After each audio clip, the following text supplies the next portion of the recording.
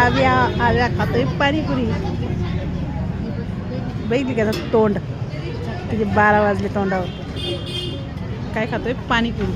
ती बघा, तिची वाट बघती ती, तिची बी येते शेवपुरी. बघा गरीब पोरगी काय खाती ग?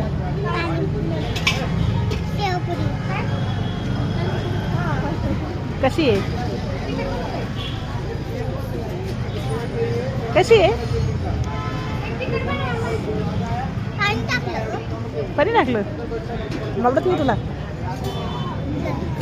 नाही का तू?